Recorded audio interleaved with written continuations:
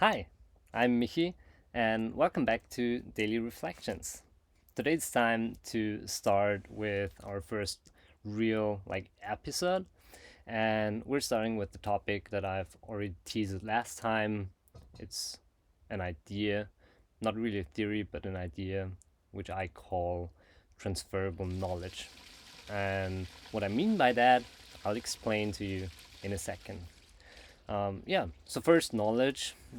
We all, or probably most of all, went to school, we read, we talk, we think, and while doing so, we acquire knowledge. And to me, there are different types of knowledge.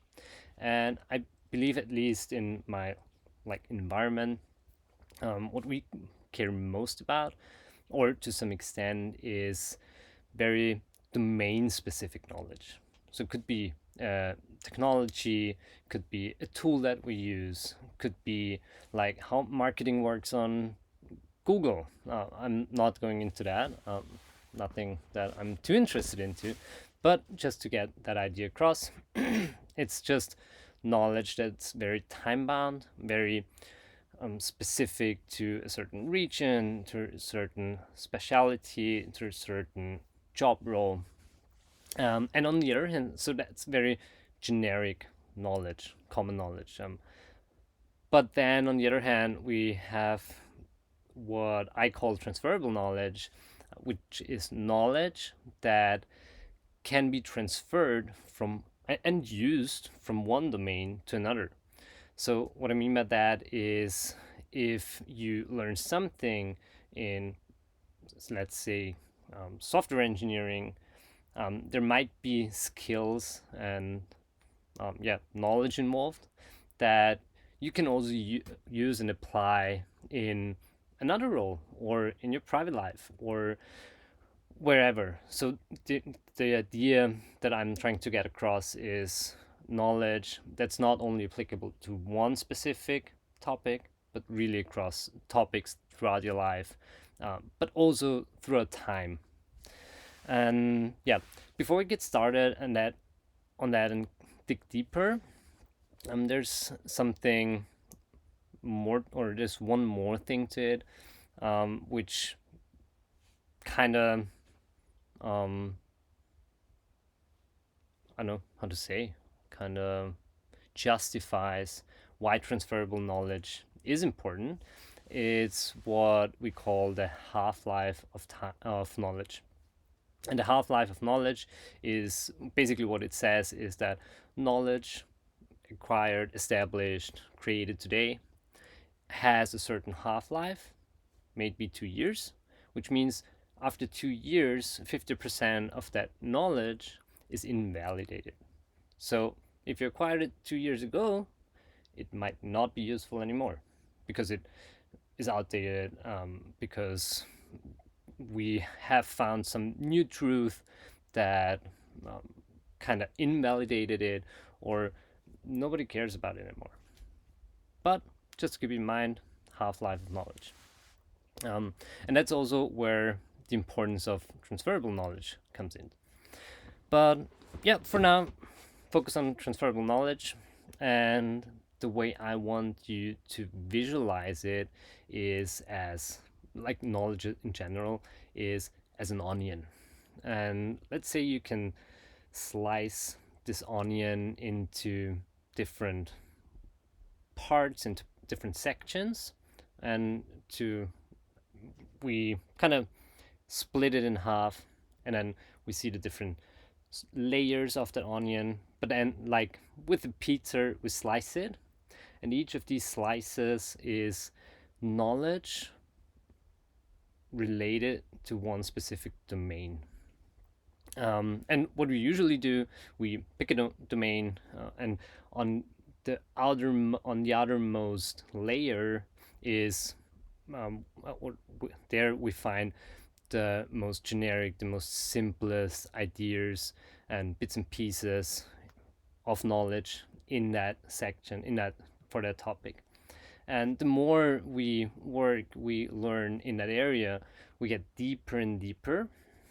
And that's already the first way on how I visualize how you can acquire that more transferable knowledge, because whatever you find on that first outermost layer is very specific to that domain, but the deeper you dig into, the more common traits you come across that also apply to other areas. And one example for that is communication.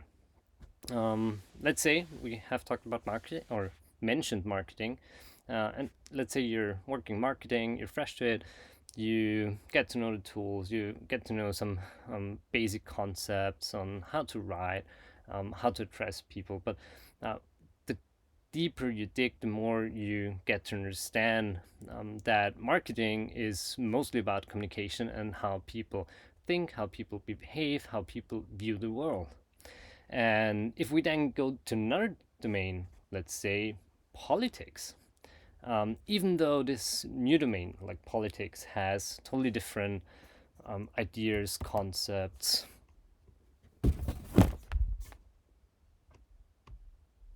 Huh.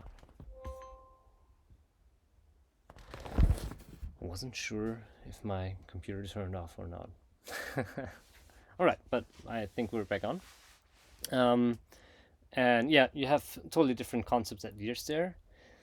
But again, those more specific, or those more those areas, those skills that relate to that idea of transferable knowledge also apply there.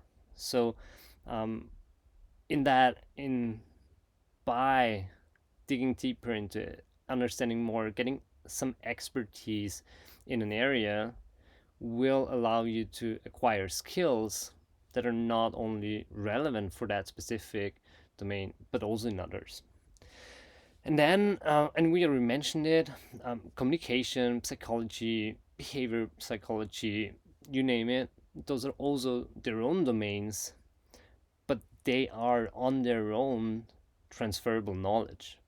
So even if you just scratch on the surface of that topic, we'll already acquire principles, ideas, understanding of skills, of concepts that are applicable to other domains.